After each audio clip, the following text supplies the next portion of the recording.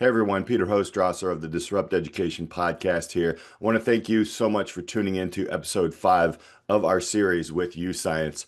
Hey, this one's extra special because it's packed with visuals you will want to see, not just hear. So if you can check out our full version with video on our YouTube channel or watch it on our Spotify channel, that would be great because trust us, the stories and examples in this episode hit even harder when you can see them come to life. Let's get the Disrupt Education podcast started. We're going to pull back the curtain, show you science in action, and we'll have a live look at the aptitude and career discovery assessment. For the reason we're having this series, because it was your episode. You said some things very honestly and openly about your journey from high school, about like not wanting to go to college, but then going to college. What an aptitude assessment is going to do is it's going to drive data that Abby, hopefully we'll see in a little bit, where Abby's like, never thought about a career like that. These are called your core drivers. Okay, it's going to be sequential reasoning, idea generation, numerical reasoning, inductive reasoning, visual comparison speed, and spatial visualization. Your results in the area of idea generation, say, ask you for ideas and outcomes that flood. What did you say before we got to this area? You said that your friends come to you and ask you for ideas and you give them 6 or 7 ideas, right? You're listening to the Disrupt Education podcast. Here are your hosts, Peter Hostrawser and Alli, Dahl. Welcome back to the Disrupt Education podcast. Peter Hostrawser, I've got Alli Dahl here. We are continuing to walk through this exciting series. This is I don't know if I can say one of the episodes are going to be my favorite, but this one has got a lot of juice to it, Alli. But how you doing? I'm really good. This is the culminating episode for me. I've been wanting to record this episode for like almost 5 months, maybe like 3 to 4, like after it all came together. But I've been wanting to do a live, like, YouScience results episode since Jason did my results back in May, and then also this episode is like a culmination of like 5 months of talking and exploring and everything. So I can't say I've ever been more excited for an episode. So just kind of give a quick recap. We've been exploring the modernization of kind of career readiness, how it's changing education, why these exposure gaps exist, how we can close them. And, today, I just love this. We were actually talking about this in our CTE department in our school was, how we really are starting to pull back the curtain. But for this one, we're just basically going to do it, right? We're going to pull back the curtain, show you science in action, and we'll have a live look at the aptitude and career discovery aptitude and career discovery assessment. That whole breakdown. We have Jason Van Nus with us, but we also have a previous guest who we did on our summer series, Alli. And how about, the Priv. If you remember, that was back in episode 392. If you want to check that out, we'll be referring to that. But Alli, who do we have with us today along with Jason? We have one of my former students, Abby Caudill, back again. Thank you, Abby, for joining us again. And you're the reason we're having this series, because it was your episode, and we have to rewind a little bit because you said some things very honestly and openly about your journey from high school, about like not wanting to go to college, but then going to college and like feeling like in some ways you were in the same place that you were before college, as well as whether or not you meant to use this word on your episode, but you said that you had an aptitude for history and English, and that people thought, and you thought, that you'd go into something like law school, but that you enjoyed science more.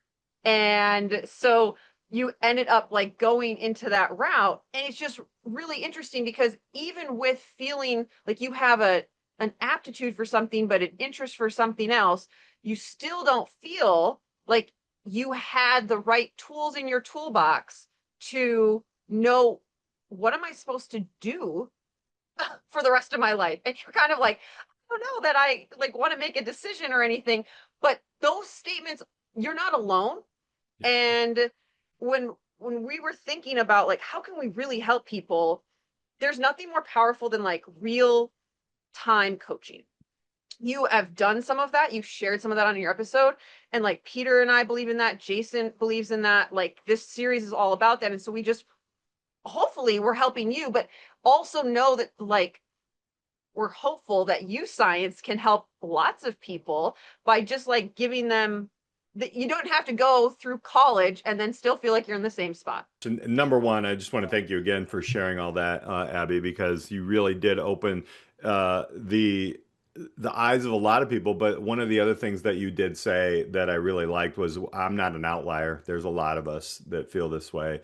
And man, we really felt that. So I just kind of wanted to, you know, thank you for that because I think a lot of people don't understand, and there's a generational thing. My parents didn't know what to do. They're both physicians, and they're like, I don't know what this is. So we'll see where this goes. But you know, setting the stage for us here, Jason.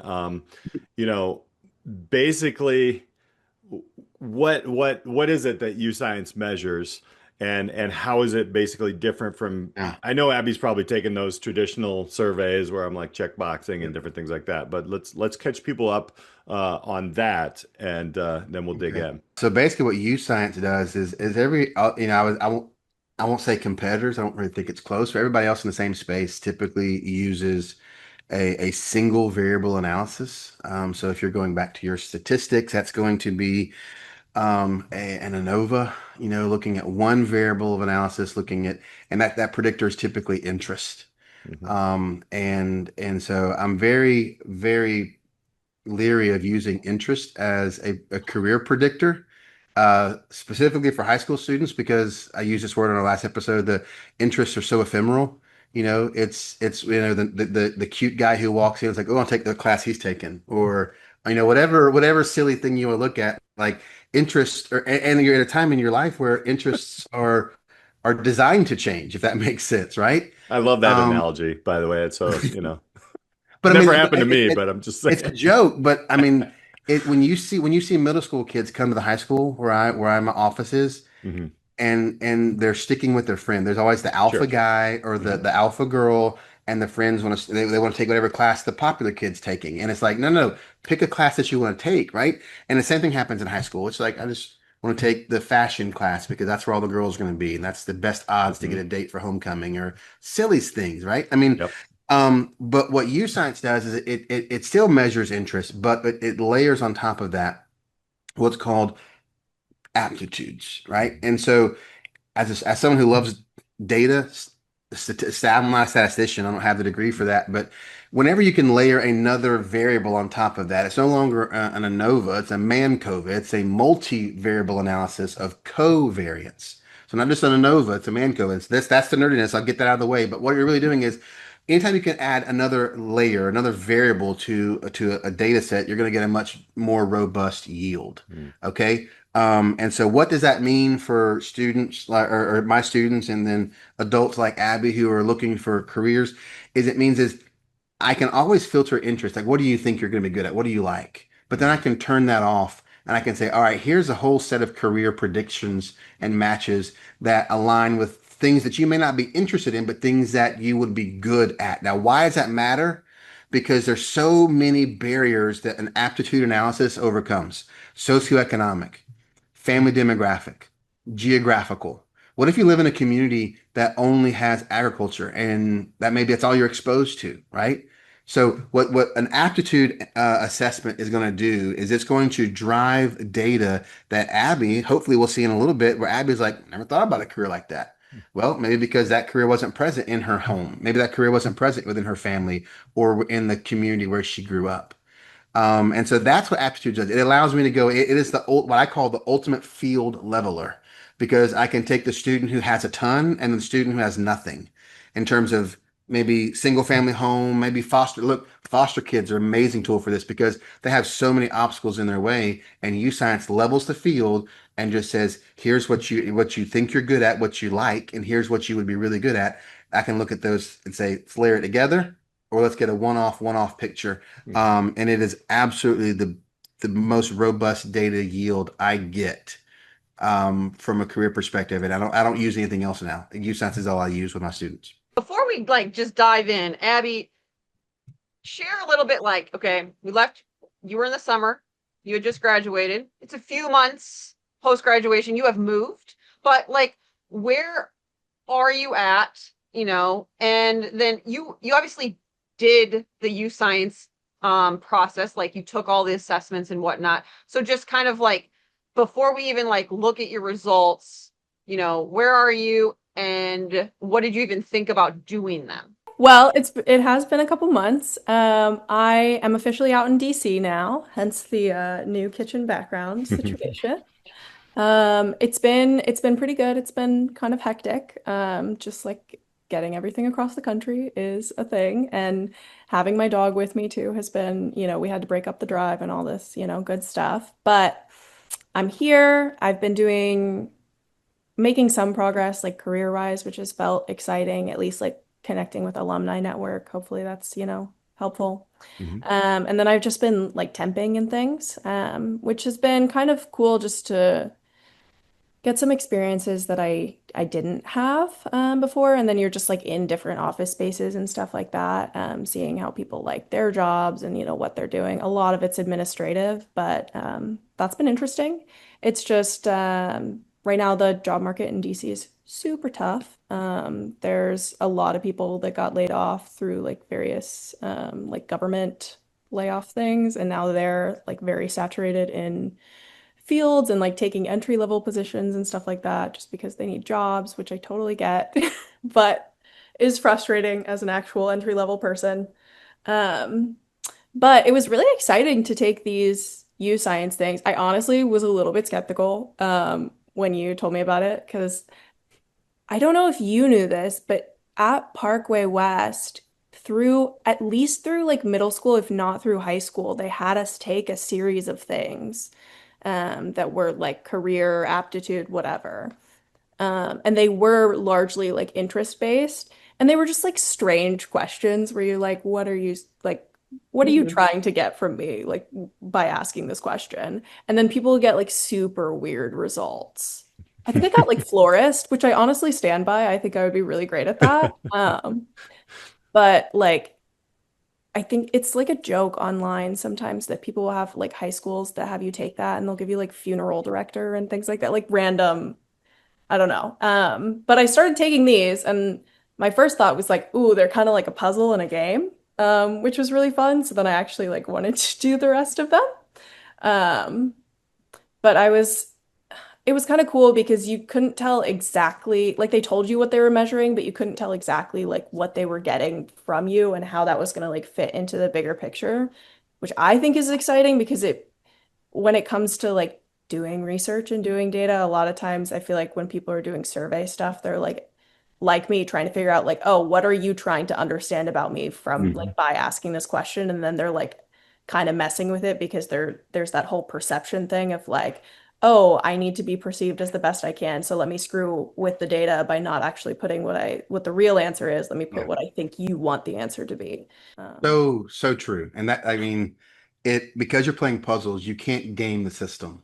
Like yeah. if you want to be a doctor and the question is, how would you respond to the sight of blood? You're like, oh, if I want to be a doctor, I have to say this. Like there's no silly questions. It's just games and puzzles and it's measuring things. So yeah, you hit it spot on. I've seen that with my students also. Hey everyone, this episode of Disrupt Education is powered by YouScience, and they're all about making every student connected and ready for what's next. Yeah, if we really want students prepared for life after high school, they've got to connect what they're learning in the classroom to real careers. Through aptitude discovery, industry recognized certifications, and real connections with employers, students start to see what's actually possible, not just what's on a checklist. And let's not forget, for educators, YouScience gives us the tools to build those connections for every student at scale. That's the foundation of a truly career-ready learner. Check it out at youscience.com/disrupt education podcast. I love the way that you just posed that because as a high school educator, I see it all the time. You see the kids go through it and they're just like, oh, no. And then some even like play with it and they're like, oh, I want to see how crazy I can get like with things in the back. You know, it's it's interesting, and I don't know, like if all our listeners will see what Jason was doing there, but he's like, "Oh my gosh, he had the coaching moment. It was awesome." Mhm. But before we dive in, I always like this is a great question, Abby. What do you think? Like, what do you think the results are going to say about you? So they gave me like little kind of answers like along the way. So when you finish each test, some of them will say like they need some time to like load and figure it out, but some of them will tell you answers. I remember screenshotting one of them and sending them to Priv, and I was like, they read me to filth. It said you tend to draw conclusions without considering all the information or following a logical step-by-step problem-solving approach. It's almost as though you intuitively arrive at solutions or think without thinking. And you're constantly in problem solving mode. And I was like, that's not necessarily negative, but they really did call me. Like, yeah, I don't know. Sometimes I am kind of like that. I'm like, if I have most of the information or some of it, I'm just like, you know what? A snap decision is fine. Yeah, Follow through. yeah. But I definitely think that it'll say that I'm somebody that is probably data oriented just because I've done a lot of that stuff, hmm just especially throughout college. And I think that I'm like a fast worker. I don't know. I have ADHD, so I tend to be like kind of on hyperspeed all the time. Those are like my general things that I took from it, but a lot of them at the end did say, you know, we're waiting to compile your whole results and see what happens. So. Here we I think go. I mean, I is think there a we're drum ready, roll? Jason. All Yeah. right, cool. Let me go ahead and I'm going to share my screen. This is your general home screen. So we're not really going to explore colleges for you, Abby, because I mean you've been there, you've done that route. If you want to go back, obviously you can go and explore the colleges that you want to go for a master's or those types of things. But I want to start with the discuss together. This is where I love to start with my kids. And so if I accidentally call you a kid, I know you're an adult. So if I call you a kid, I apologize ahead of time. Habit. Because I work mostly almost exclusively with high school students. It's okay. 22 But doesn't really feel like adult anyways. all right, so Abby, this is going to be your dashboard, and like I said, we're not going to really go over the colleges part because you've been there, you've kind of done that. But where I really like to start with my students is the discuss together part. And these are going to give you the first section is going to give you kind of a comprehensive uh, list of words or descriptors that are gonna describe you, and then it's gonna break down each one of the 15 domains, which is a lot. So there's a lot of data here. The more you want to go through, but it's gonna break down each one of these 15 domains and give you not just descriptors, but actually sentences that you could use. So for my students, what I like to do with them is I like to tell them this is where you can come in and build out your resume, your cover letter. You can use these things. Maybe people who aren't, like I said, as polished as you would be as a 4-year grad, students who may struggle assembling those high end sentences. But let's just stop talking and get into it. That's the fun part. So what do you look at these? These are some words that YouScience says that are would accurately describe you. You said earlier, data driven, strategic thinker. Okay, let me zoom in to make these a I little was bit gonna say easier I for us can't to look see. at. Okay, gotcha. So data-driven thinker, you may recognize numerical trends, decisive, okay, problem solver, good instincts, you just mentioned that you sometimes see the pattern developing and you make a decision. Here's a snap decision. Solutions oriented. Anything on this list that you would disagree with, or anything on this list and say, oh my gosh, that's me to a T. Um, Sometimes I think I don't think I'm a natural planner. I think that I've definitely like learned to be a planner and like logical Okay, and methodical through doing so okay, much research and gotcha. science stuff, but it was definitely not something that came So the easily to cool part about me. YouScience is what you can do is if you were going to screenshot these to include this on a graphic, you can just click that button and Natural Planner goes away and it's removed now from Oh, that list. So if you're someone like me who sees something on my results, I'm like that, I don't know if I like that. I can get rid of it, and then my ADD gets, I'm even keel again, right? Yeah. Um, so yeah, absolutely. Anything else? Anything that you see that you're like, yep, that's me 100%. You already mentioned data-driven thinker. Yeah, I would say I think idea generator, Yep. like the Yep. idea generation and the problem solving, like that's anyone immediately comes to me with an issue and I'm like, here's 8 ways that we could tackle Oh, yeah. or So like I can almost I just certainly, love I can ideas. almost assuredly say that based on that response, that when we look at your results, you will for sure be a brainstormer. I can almost certain based on that. Yeah. So these are descriptors. And so if you're looking at what I would always tell my students when they're coming in is say, find something in here that you really like and it's a good strength, and find a way to work your way back in an interview to these strengths. Because these are not anecdotal, these are not hypothetical, these are data-driven responses that come from your responses, data-driven descriptors that are going to push you over the edge, give you actually some actual stories or some actual ways to stand out because you have built-in responses there. Now, we're not going to spend a ton of time on these, but as you scroll down, each one of these are one of the 15 domains. Okay, so you've got your core drivers, there's 6 of those. You've got your work approach or your practical approach, there are 4 of those. And then you have at the bottom of your assessments, the ones that you went back and took, those practical amplifiers, there Mhm. are 5 of those. So that's a total of 15. So all of these are going to have really cool sentences. So let's just say you picked brainstorming. So let me see if I can find that one.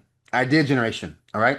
So your idea generation, it says that you excel at promoting, explaining, improvising, and elaborating on ideas or concepts. So if you came in with no plan and you said, I don't really know what I want to do, and I would say, hey, look, your idea generation says that you excel at promoting, explaining, and improvising. So maybe a teacher, maybe a consultant, maybe a professor, maybe someone who's in marketing, maybe somebody who is, if you want to make a ton of money, maybe you go into a lobbyist's, lobby, and you're in a great area to be a lobbyist, right, I walk out your back door.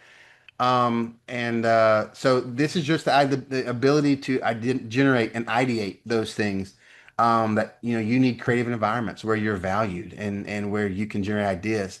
As an instructor, if you were in my class, I would look and make sure I didn't put you in a group with 5 other brainstormers because I'm going to have a billion ideas and I'm going to have nothing done at the end of the period.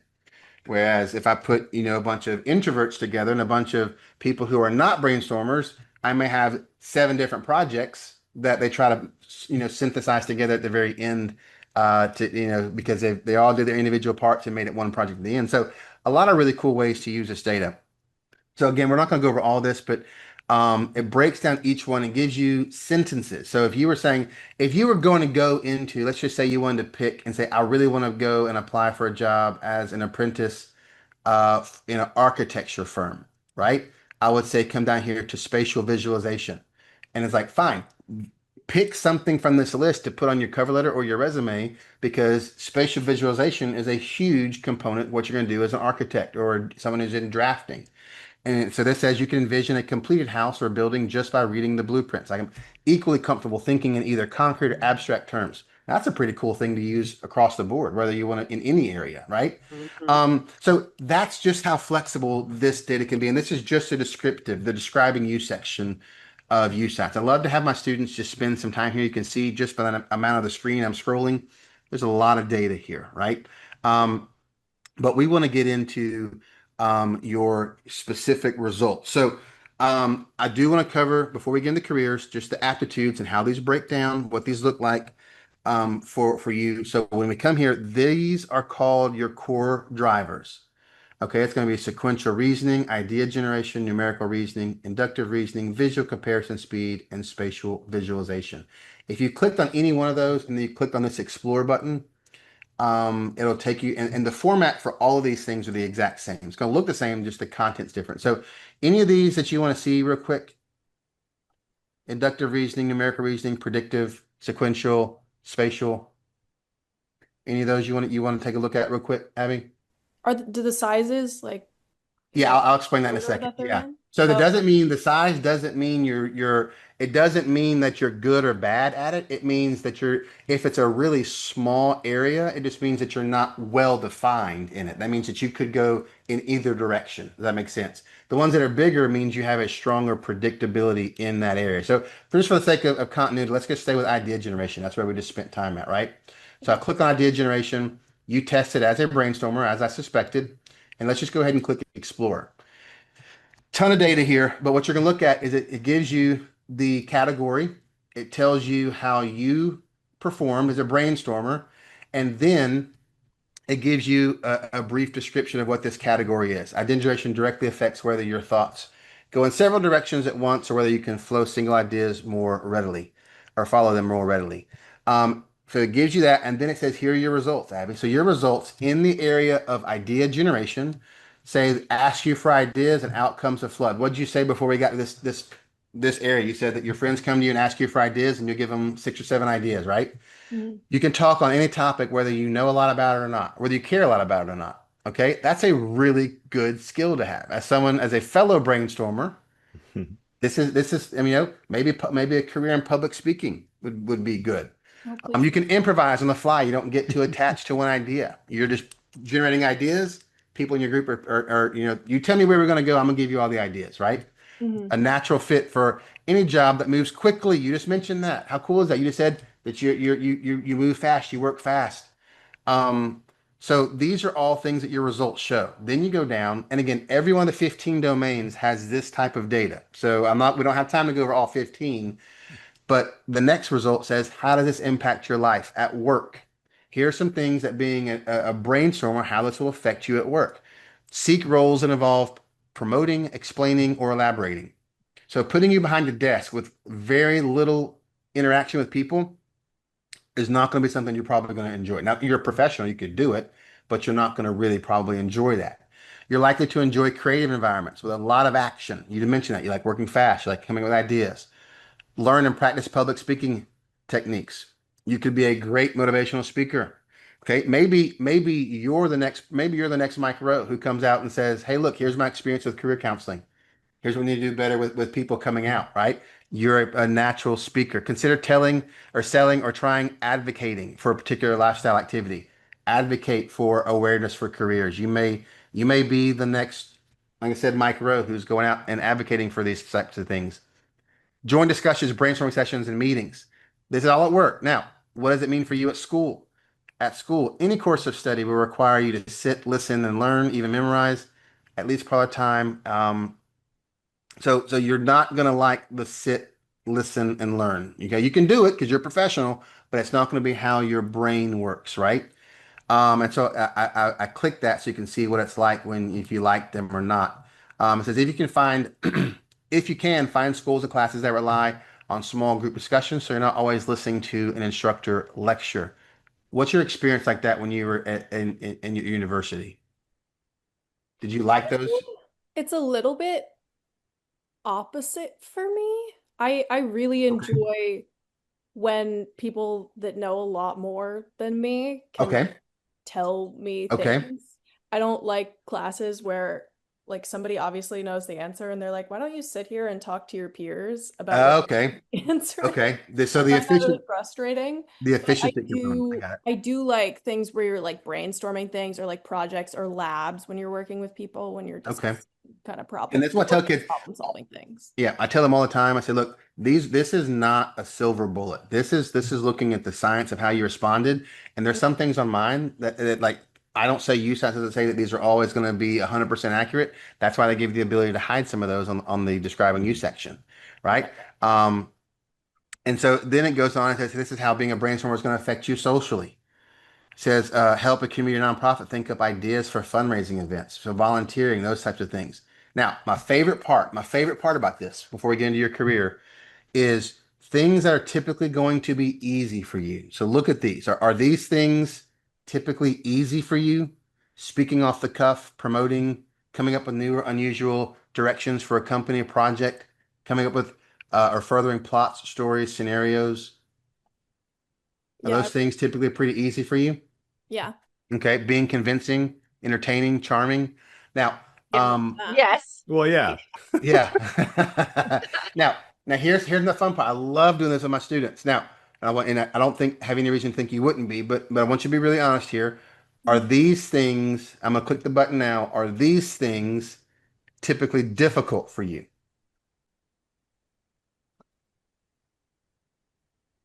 Knowing when to stop elaborating or start focusing on Everything a but like single, rote memorization. do what now? I said I would say everything but rote memorization Okay, is and that's the same honestly thing. That's the accurate. exact same thing with me. Remember, I tested this way too. Mhm. I'm good at rote memorization, but Yeah. the other things for me are spot on. Like I'm If the you kind go of far enough person, in school, you got to be good at that. yeah, people are like, Yeah. Jason, shut up with the brainstorming. Let's actually get to work, right? Yeah. That's me. That's me. Focusing on others' ideas because I have so many of my own, like it's hard sometimes.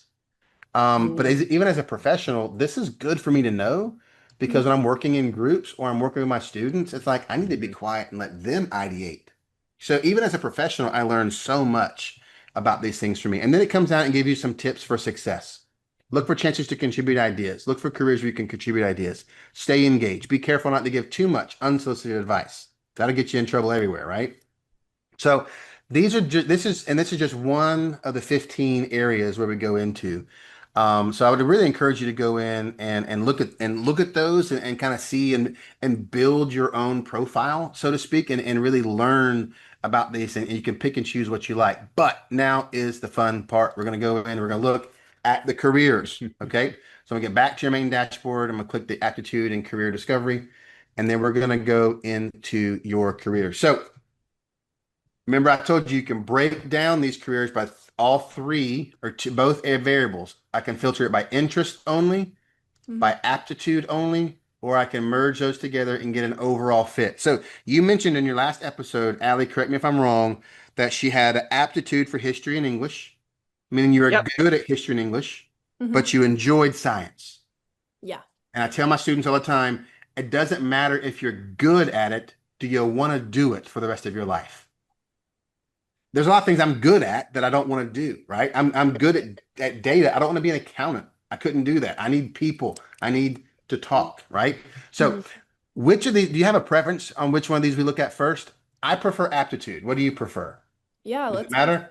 All right. So I'm aptitude is really going to interested. reveal the things that you would be good Yeah. at Right.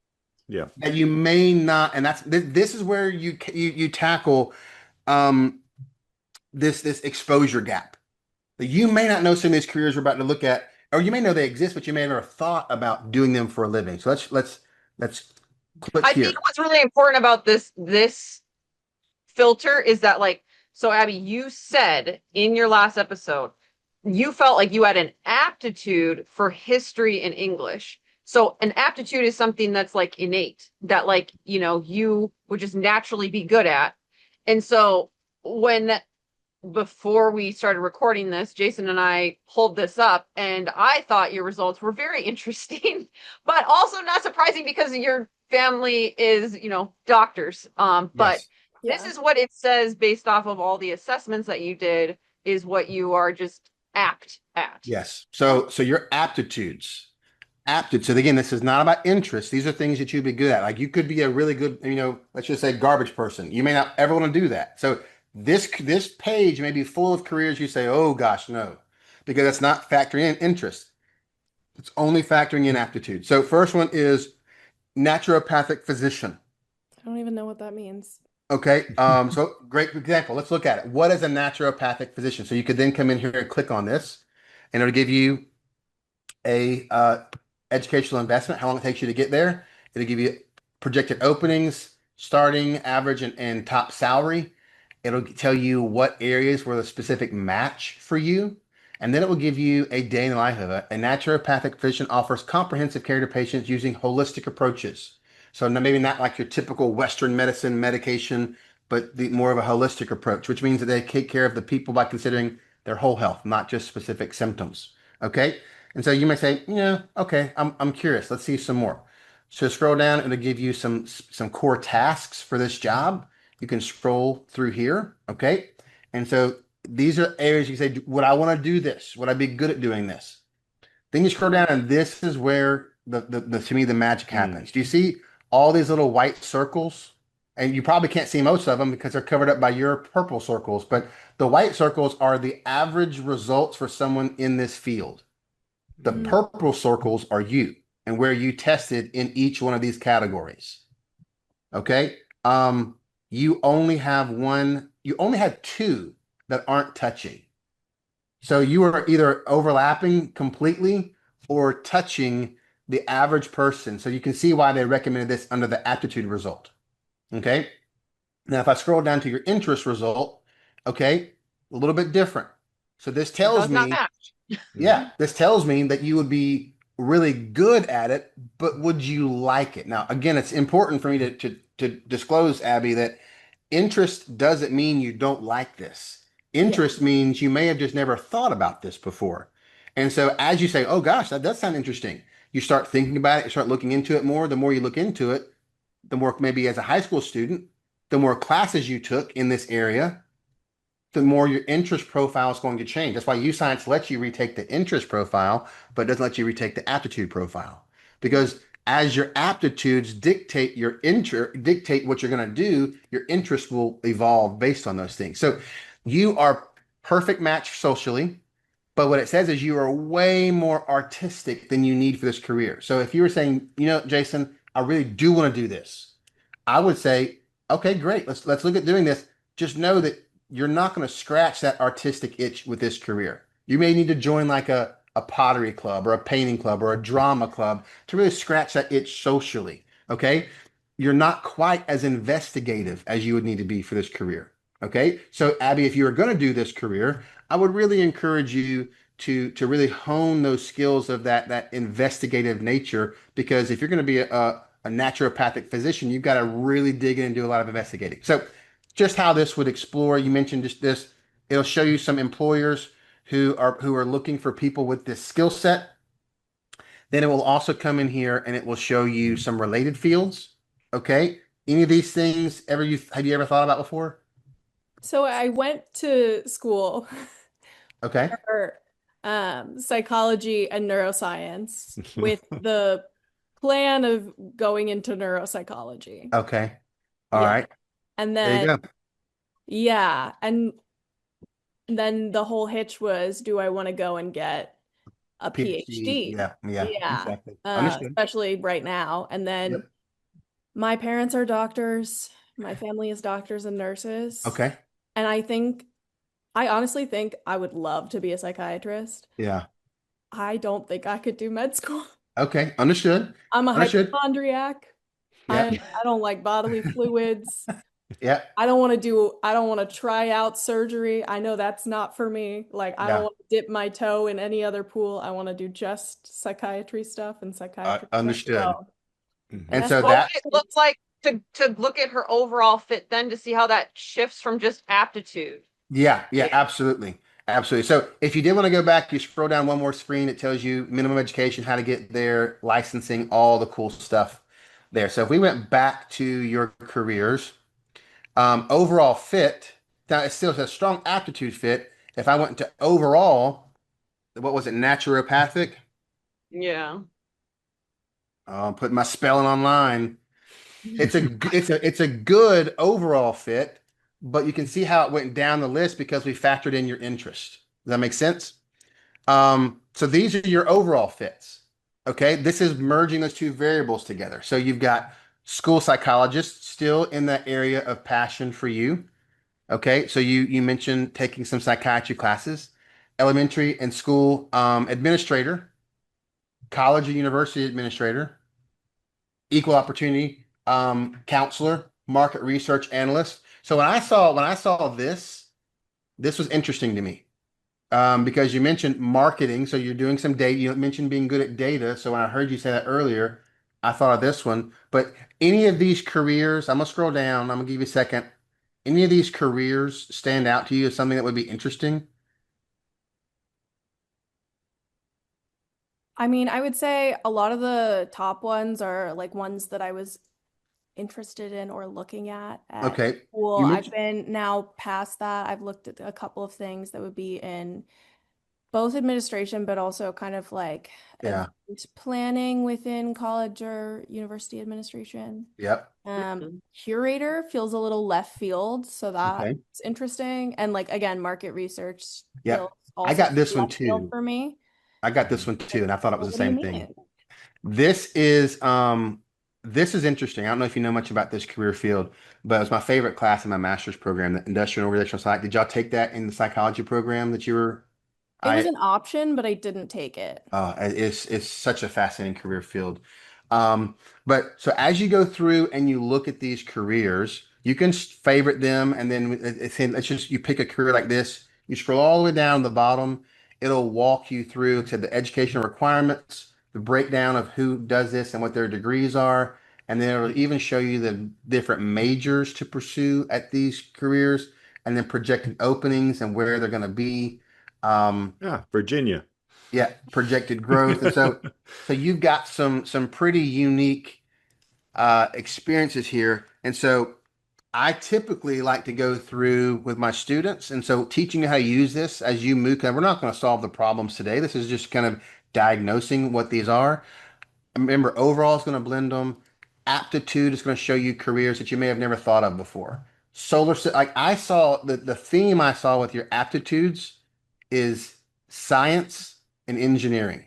So were you a STEM kid growing up? Like I said, not really. Okay. I honestly didn't really love science until I had Priv. Okay. Wow. High Yeah, praise I grew then. up as like an insane reader. I always like my parents had to take away books at the table when I was a kid. And my dad, so he's a doctor, but he was in some weird program in college where his degree was basically in like Russian history. Yeah. So again, just like a deep background in like history and English and things like that. But my whole family is pretty STEM, so. So your aptitudes, and I guess it makes sense if your family is from that background that you would naturally have their genetics and going through these things and My feed. dad's an OBGYN actually. Okay, well, tell your dad that you have a strong aptitude for exactly what he. Again, aptitude, not interest. You may not like it, but you would be good at it. So The gross. skills would naturally fit that. Now, the last thing I want to do is I want to go to interest because your aptitudes are really clear. Okay, and you're one of those people who has a strong aptitude in certain areas. I mean, so much engineering and analysts and science. It's pretty strong. But let's just filter for interest. These are things that you would naturally probably be a little more interested in. Now, we haven't showed you the screen yet. You just said as a kid you read all the time. Okay. Yep, I Number know. one, number one predicted career for you or match career for you would be writer, author, Mm. then radio, TV announcer, news reporter, writing, communicating. You love to read. You love to read. Editors, that's all they do is read and mark up. Creative writer. So just those top five things, all of them have to do with reading and writing. And so this is just going to give you a wealth of information to come in and to peruse based on, you say, you know what, I really want to learn new careers, click aptitude and discover careers you may not have thought of before. Or you know what, I really am in a position where I want to just pick a career and maybe go get an internship. Well, maybe you're in DC. Maybe you reach out and see if you can get an internship at a local news outlet. Um, all of these things are going to give you the ability to go back to your descriptive or describing me section, pick out some things that would make that resume better, make that cover letter better, post those in here, and go this direction. So I'll give you just a couple of scroll down. Now, interesting music. Are you a Mhm. music person? Because Oh music is yeah. showing up in your results really strongly. Yeah, I play like 6 instruments. I'm a big concert gal, Okay. sort of thing. Okay. That's it's interesting. So yeah, I would say, at least for my analysis, looking at aptitudes, engineer science, what you're good at, okay? Looking at your interest, you're gonna have a lot of counseling, instructing, writing, um, and then healthcare is your overall fit was very strong healthcare. So as you go through that process, that these are some ways you can process that. So let me ask you this question. Mhm. What was your major in college? Psychology and neuroscience. Psychology. Okay, yeah, you said that. So with a tool like, do you think a tool like this, how would it have altered or would it have altered your major decision? Just looking at some of these things, would you have been open to exploring other options? Well, it's kind of funny because I actually went into college starting with biomedical engineering, because I wanted to do Alzheimer's research. And then I kind of realized, sorry, Priv, that chemistry was really hard and I didn't like it. Yeah. Me neither. Calculus and I were not friends. And then I discovered I could do Alzheimer's research by doing psychology. And that came like a lot more naturally. And I was just like interested in learning more about it. So it's almost seeming like it would have been a relatively similar path just based on like my aptitudes. I thought like biomedical, that's what I was good at. That's what I was told I was good at, that sort of thing. And like doing something that was as healthcare adjacent as I could get without, again, going to med school because I don't think I could handle Yeah. that. Yep. So yeah. So interesting because this is showing up, your biomedical engineer is showing up as a weak interest fit. I want to look for it in terms of in terms of your aptitude fit. Um, yeah, so aptitudes are pretty strong across the board. You're under in terms of your work approach. Um, but it's interesting, Oh, your interest is showing that there wasn't a strong correlation there. So, mhm. and maybe that's happened as you got a degree in something different, something else. So yeah, it's just, it gives you so much data to come in and approach this. And so it's almost like, being in high school, I try to expose my kids to all of this so they don't get out and find themselves in a situation like maybe where you were, where you're like, okay, now what? I've got this degree. Now what? You know? Mhm. So yeah, any questions for me about the process? Allie, Peter, anything you want me to go over? Anything you want me to show, clarify? No, I mean, I'm very interested in like just kind of, you know, what do you see anything new here, Abby, that is like, oh wow, would this have helped in high school a little bit different than the interest surveys that you took? Um, kind of, have you seen any, do they show any new sides or any strengths? I mean, I know we're just at the tip of the iceberg, right? Like you have to go because I took this and I've got to go through this. But just off of the last, 20 minutes or so that we've looked at it, what's spinning in Yeah. your head right now? I would say that I might have looked into, I guess, more of the kind of engineering options and things like this because I don't think I've ever looked into like atmospheric science or really environmental or new like things like that. Like I kind of looked into agriculture a little while because I have a big thing for plants and I worked at a conservatory for a while. But yeah, I think I would have taken a little more time to look at more STEM stuff instead of, I don't know. I guess I just really looked for what I thought I was interested in at the time. Hmm. But I would say that I think that the aptitudes and the interests have been clear-ish to me and honestly pretty similar throughout my life. Um, so I don't know exactly what I would have done Yeah. differently. And it's okay not to do A anything lot to different. think of. Hmm. It's a lot to think about, Yeah, it's Yeah. okay not to do anything different. It's okay for this to be something along the lines of YouScience is a tool of exploration, but it can also be a really strong tool of affirmation. Mhm. And so this could come in and say, hey, look, this affirmed my choice. Hmm. Like I wanted to do this and I did this, and the data shows that this is what I would have done anyway. And so it's not like it has to be this, oh my gosh, I was going here and I'm doing 180. Like this could be an affirming choice of, hey, look, maybe I would have gone engineering, but I don't know that I would have done anything different. But at least I now have a plan of I have data to back up my path. That's the interesting component of that. Hmm. Jason, as a question, so since she already has her degree, Yeah. right? Is there a way to filter, by like psychology, Mhm. or if you Yep. like, I know you can obviously see what a career already, requires and whatnot, but since she already does have her degree versus a high schooler doing this, it would show them like the full path. Can this tool show her like these are things you could do now that maybe you haven't even thought about? I mean, psychology is wide open, but Yeah. also, if you just have a degree, right?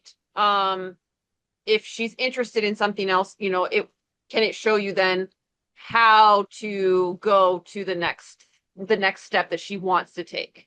Yeah, so I mean, you can always go up here and again filter by these. You can even filter by clusters, which is a high school tool. You can filter by instructional pathways and then search.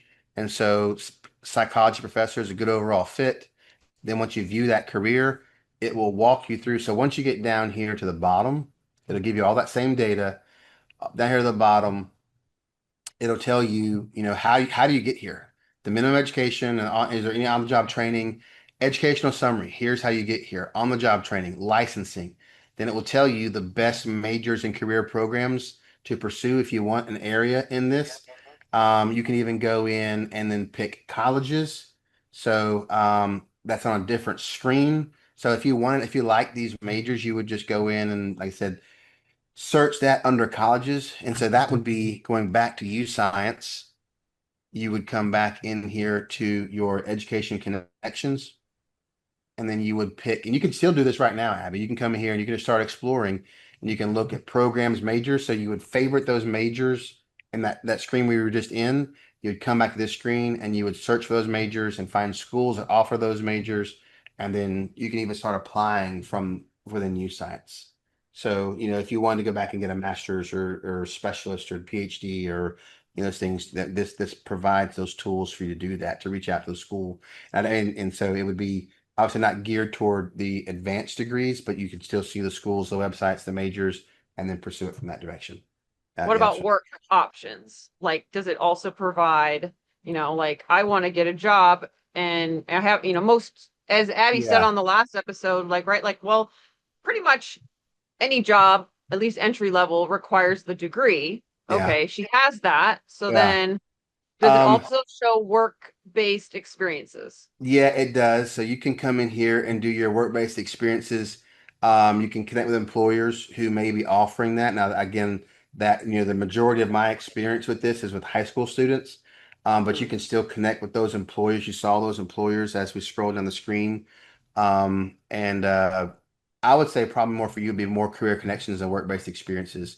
Because this is more for like tracking students who are doing work-based learning. The career connections is connect with employers, getting real world experience, finding, viewing those best fit jobs and tracking those experiences that way. That's where I would take a student, with Abby's skill set and where she's at in her career. I would go through the career connections. Yes, ma'am. Sounds like I've got Peter, a good next step. Yeah, right. Well, that's what I was going to say. Like, this really. I mean, there are some careers that you already know. There's some careers that, but it's also about opening up paths that you might not even imagine. And it's really funny because I did this, and even in my area of my career, like secondary teacher is a good fit. It's not the best, right? So that's where I'm at, and it's very interesting to see that. But it feels like Jason, you've done this with lots of students. You've been able to scale this with all your students coming through, teaching Yes. them how to take that and make sure each one is basically connected and ready. What I feel here and what I heard, especially with Abby going through two basic, we went through two podcasts and there are a lot. I feel like there is some clarity here to what areas you're interested in. And then now there's these kind of outliers here of, oh, wait, I didn't know that existed. Or even now, this isn't just about that. It's more about, okay, well, now it's going to unbox some things for me. And I really like the aptitudes and there's also certifications, there's experiences and different things that are in this. But to give you that shot, so I just wanted to kind of ask here, Abby, do you feel like this whole process, again, tip of the iceberg? I know I've spent hours actually into my YouScience, just Yeah. really like exploring is it can be overwhelming sometimes because you have to actually make decisions and such, but there's enough guidance there. But does this give you maybe, you're already working with, or were you working with a career coach and those things, right? So does this give you more confidence about choices now, or how are you feeling about that? I feel like this is my answer to every question, but it's always yes and no, which Sure. is it's like a little comforting to know that I probably would have made the same choices that I made, but it also is hard or frustrating because I know that the choices that I made will require me to again go back to school, and I don't know how ready I am for that. And what I want to do like in the interim is still, you know, a big question mark. I would say I'm excited to look into like the career connections and look a little bit more into um, the results because I would say I'm generally I'm like over analytical of everything, including like myself. So I feel like I know myself pretty well, and I think that my results showed almost exactly what I thought they were going to show. Um, so it'll So be so interesting to confirming. see like, yeah. Hmm. So it'll be interesting to see like what that Yeah. would direct me to as like an immediate next step and like what Yeah. kind of And I figured it may have been a little more confirming for you since, like I said, since you're a little more progressed than the students I typically deal with, because they haven't gone to college, they haven't had that exposure. But I think there's a ton of value in that for people. Like I said, Peter said we went through our stuff. I've been through it with Peter and Alli and look at the results, and it's like, it's funny to think that my career is on that page, like, I mean, and so it's just like I was blown away at how accurate the data was. And a lot of people, you mentioned coming in and being a little skeptical, you didn't really see those weird outliers that you mentioned from the other interest only things. This showed the decisions, this affirmed the decisions that you made are based on the way you think, based on your skill set. And so that gives me as a practitioner a ton of confidence in leveraging this tool with my students because it's the data yield even outside of the careers on just putting you on paper, it's pretty accurate. At least, and it was for me. And all the things you said that you dealt with and were going through, we saw that in the describing you section. We saw that in the brain. You mentioned being a brainstormer, working fast paced. That all those things are there, which gives me as a practitioner a lot of confidence in leveraging with my students because I know that the assessments are accurate. And then the career projections are going to be accurate too. So that I mean, I'm glad I got to do this with you, someone who's not a high school student. So I mean, yeah, that's cool. Thank you for helping us with that. What I was hoping would happen on this episode is, and I feel like it did from my perspective, Abby, is just like giving you a framework for like who you are and maybe getting you out of like the paralysis or like feeling like I'm I'm still where I was 4 years ago. Because you went to college, you got your degree, and like you made a choice to not like continue to your PhD. And now you're like exploring. Okay. Um, and you're like figuring it out. But maybe you have more confidence that like you figured out more than you Gotcha. like thought you did, right? Like, because I remember that in high school when you would be like second guessing like a test or a class or a choice that you made, and like to kind of like that just may be part of your personality, but to feel like, okay, I have these aptitudes, I have these strengths, I now have a piece of paper that can open doors. I think for you is it would have been nice to maybe explore some of these things, oh, a few years back. But now you can explore those. I think you can find a job as an entry level position using more YouScience. You're gonna have to do like more time than like this podcast, but that you could then leverage these results to find an entry level position in DC and explore that without maybe more school. But then if you're like, okay, yes, this is the field that I want to go into, you'd even have more confidence for it. Yeah, I would agree. What are you thinking about? Like, do you have any friends or anybody that, you feel like this might be helpful for them, or like the results? What were you kind of, you know, thinking like if you share this with like parents or friends or family, that they might find interesting, if you were to share I this? would say probably, I mean, my sister is going through a very similar thing. She's a senior in high school, and she's taking that step of like, oh, applying to colleges. What colleges do I apply to? Oh, I need to know kind of what I want to do to find like colleges with programs, but I don't know what I want to do. Like she's having that very same kind of thought spiral, but in that, pre-college thing. So I think that would be something that would help her because she's again that kind of person where it's like she's always been really good at English and at history, but like science is kind of like where she's interested. Hmm. Science and math is like the thing that holds her interest the most. So it would be interesting to see if like that would be. I thought that my aptitudes would show like the opposite, I guess, of what they actually showed Hmm. versus Yep. like the aptitudes and the interests, but they were, again, kind of separate almost. Yeah. So I wonder if it would show the same thing for her and if that would help her, especially with the like Let me college. know. I'll get her a test if you want her to have one, and you can kind of see this from from the familial perspective, and Yeah, maybe you actually, can that would be walk her great. through that. But Because that, like I said, that's I didn't go into this part of it, but YouScience also has a part in the education connections and the ECP, the education career planning, where once you favorite a major and you favorite a college, they'll show up on this list, and it'll go and it'll give you a checklist and say, all right, what semester are you in? Are you second semester as a junior? You'll say you should be doing this right now. ACT, send your transcripts, get these, and it gives you for each level of high school, it gives you all the things you should be doing.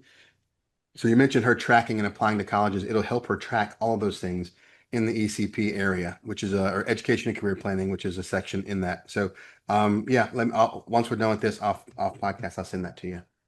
Yeah. amazing. Thank you. Love that. I mean, I think the biggest thing that struck me was right away you're one that showed up and you're like, what is that?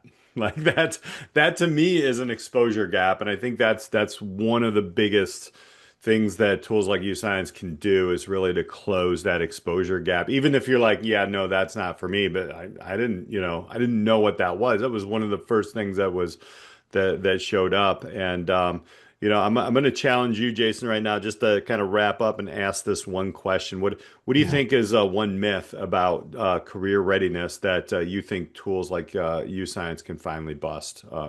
We just kind Ooh, of went through this with Abby, but in yeah. general.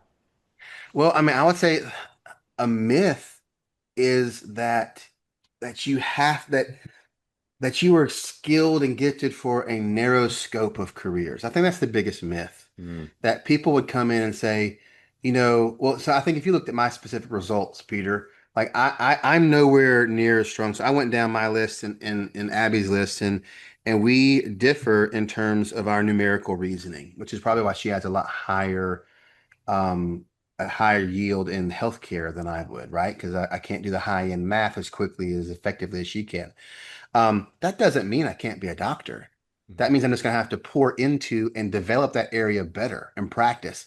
And so I think that the myth I would say with career planning is when you're counseling students, teachers often feel like I'm saying, oh my gosh, Abby, you're not great at math. You can't do this. You can't be a doctor.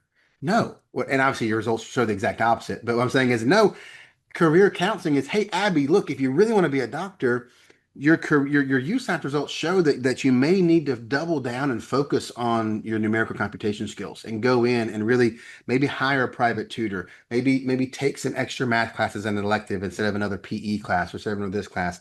And so it doesn't like your skills can wax and wane, like you can develop them or you can pull back in certain areas. And I think that's the value of ultimately for career counseling is this keeps me from being the bad guy as a career counselor. mm, I always say this, mhm, like, if Abby were a student of mine, I don't want to be chapter one in her autobiography, where she's like, Mr. Van Nus told me I couldn't be a doctor. Well, I am, and screw you, Mr. Van Nus, because I'm a doctor. Like, You don't want to be at chapter one in that biography. And so this keeps me from being, I'm not saying Abby or any student, you can and can't do this. I'm saying, look, this is the data. If you want to still do this, YouScience gives you the blueprint of your strengths and weaknesses so you can do it more with more efficacy. That's what I say the myth is that you either are or you're not qualified. No, this gives you where you are now. And if you want to be qualified, then pursue remediation in these areas and pursue acceleration in these areas. That's what I would say. I mean, but just as someone who does that with my students is I love it. I get to tell the kids, here's what you are. Now, what do you want to be? I want to be this. Okay, if you want to do this, let's focus in getting stronger in these areas so you can do that with increased efficacy.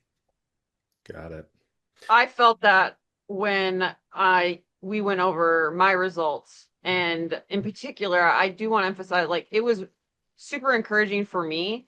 Like, no matter what I decide to do next, or if I decide to totally switch my life around, probably not again soon, but you never know. But it was empowering to see like my interests and aptitudes and like the difference. And I loved one of the things that you pointed out, and even you did it with Abby, is you're like, okay, if they aren't a match, like you're not going to get your creative itch from this job, then you can seek it out elsewhere, is like one of the most empowering things to hear, because it just you don't have to put everything into your career. Absolutely. And I think for young people, they feel like it has to be a perfect fit or it's not gonna work out. Yeah, that's my new answer, Peter. I want to change to what she said.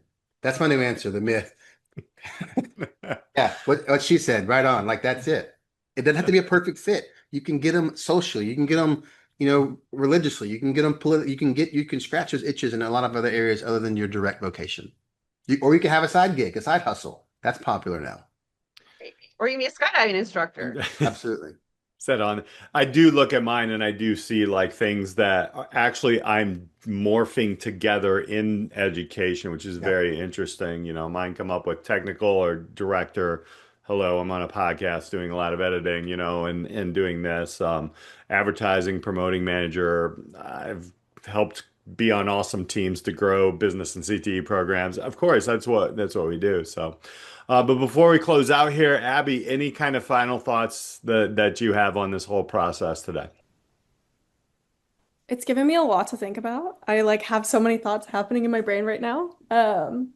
And I am, like I said, excited to explore some of those like career option tabs and look at those things. And I think what both of you guys said about like the myths that this program kind of helps with, because it was interesting to see like they didn't just give you, oh, here's what, matches with your aptitudes. They literally went and showed you like where on there they match and where they don't, and that sort of thing. And that even if they aren't like perfect fits, like you guys said, they're like still strong options. And, hopefully your job is not your whole life. You have so many other things that you can pour into your cup, etc. So yeah, I think that's my biggest takeaway right now, is that I have a lot of things to look into, and I have a lot of options, both like aptitude and interest wise, that I maybe didn't think about before. So Awesome. Yay. thumbs up. That's what I have. Yeah. Well, I want to thank you, Jason and Abby, for joining us, and obviously want to thank the listeners. We've got one more episode. Alli, say, Abby, you should just come in and do. Why not, right? Yeah. It's got to be in the overall fit somewhere. So, but Alli and I have one more episode. We're going to kind of wrap up the series. We're going to reflect on what we've learned and where we go from here. There's so much to unpack. I'm just so humbled that we got to see this thing in action.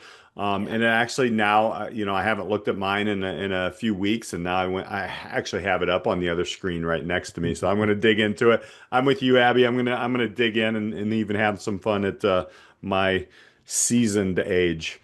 But I like Alli, like you were like, yeah, I don't know if I'm going to switch around or not yet, but you never know. You never know. So for Alli, Dahl, the Priv, I'm Peter Hostrawser. Thank you all so much for hanging out with us on the Disrupt Education Podcast. We'll catch you next time.